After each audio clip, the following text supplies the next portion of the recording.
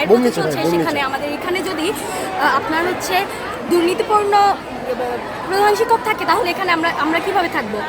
এটা স্কুলটা পুরাটাই একটা দুর্নীতিপূর্ণ হয়ে যাবে। তো আমরা এটা মানি না আর মানবো না কখনো। আমাদের অভিভাবকদের সাথে সে খুবই খারাপ ব্যবহার করছে। আচ্ছা, প্রধান শিক্ষক কি তোমাদের সাথে কোনো বাজে আচরণ করেছে কি?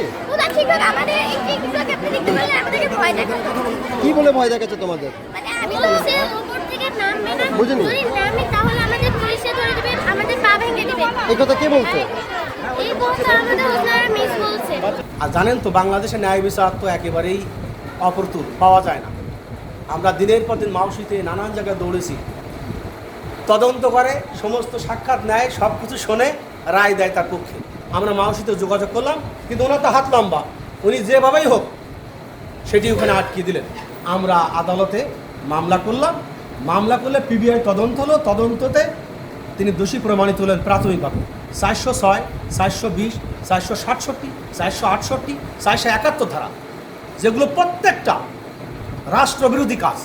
উনি চাকরি পাওয়ার পর থেকে উনি ফার্স্টে যে কাজটা করছে, উনি কমিটিকে ওনার পকেট কমিটি করছে। উনি যখন চাকরি পেয়েছে উনি আওয়ামী লীগকে বলছে আমার আওয়ামী লীগ, এবং আপনারা যদি খোঁজ নিয়ে দেখেন ওনার যা কিছু আছে সকল কিছু কিন্তু আওয়ামী আমলের। এখন উনি বলতেছে ওনার সকল কিছু বিএনপি আমলের, ওনার সবাই বিএনপি করে। তখন করছে সবাই আওয়ামী লীগ, এখন করছে সবাই বিএনপি। আর উনি যখন বাসভবনটা তৈরি করলো, শ্রেণীকক্ষ ভেঙে উনি বাসভবন তৈরি করলো 5 তলায়, এবং সেই বাসভবন তৈরি করতে যে স্কুলের ফান্ড সম্পূর্ণ খালি করে দিল। খালি করার পরে যেটা করলো, সে বলল আমার টাকা নাই, আমি শিক্ষকদের কিভাবে বেতন দিব। এই হলো একটা কথা। সেকেন্ড কথা হচ্ছে উনি 10 জন শিক্ষকের যখন চাকরি খেলো করোনাকালীন সময়, যেইখানে তৎকালীন প্রধানমন্ত্রী যখন ছিলেন তখন কিন্তু বলেছেন যে করোনাকালীন সময় কারো চাকরিচ্যুত করা যাবে না, কিন্তু এত বড় দুঃসাহস উনি তখন দেখিয়েছেন। শিক্ষক বলেন, শিক্ষার্থী বলেন, অভিভাবক বলেন, সবাই ছিল এই ক্ষোভে ফুঁসে উঠছে, সেটা বাস্ট হয়ে গেছে। এবং সেইটার প্রতিফলন 5ই আগস্টে, যেটা উনি বলে ওনাকে জোর করে পদত্যাগ করানো হয়েছে। জোর পরে কেউ পদত্যাগ করে না, আমরা শিক্ষকরা তো ছিলামই না বলা চলে। মন্ত্রণালয়ে একটা চিঠি নিয়ে আসছে, তো ইন দ্য মিন টাইম তার বিরুদ্ধে যে দুর্নীতি এবং অভিযোগগুলো, অনিয়মগুলো, সেগুলো আমরা আমাদের কমিটির মাধ্যমে আমরা দেখেছি যে সে রেজুলেশন ট্যাম্পারিং করেছে।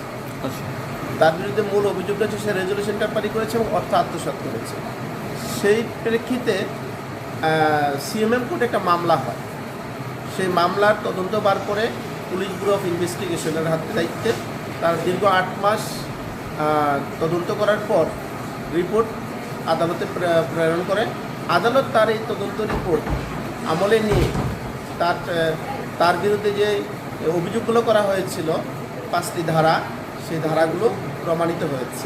তদন্ত যেটা পিবিআই যেটা দিয়েছে সেম জিনিসটাই, মিনিস্ট্রি থেকে যে তদন্তটা হয়েছে ওই একই জিনিসের উপর মিনিস্ট্রির তদন্তের পর একজন ম্যাজিস্ট্রেট করেছে সেই তদন্তটা। তো ওই তদন্তের পরে আমার যখন হয়ে গেছে, ওরা আবার পরবর্তীতে যিনি এখন কথা বললে তো খণ্ডকালীন শিক্ষক অর্থাৎ এমপিভুক্ত না, উনি হয়ে রেজুলেশন ছাড়া মানে কর্তৃপক্ষের অনুমতি ব্যক্তি রেখেই উনি আবার করেছেন, একটা ফৌজদারি মামলা করেছে। এটা আমি জানি না, আমাকে না জানাই এবং আমার সাথে কোনো যোগাযোগ করে নেই। একতরফাভাবে পিবিআই রায় দিয়ে একটা সমন জারি করেছে। তো সমন জারি করার পর তার পরিপ্রেক্ষিতে আমি আবার ওটা স্থায়ী জামিন নিয়ে এসেছি।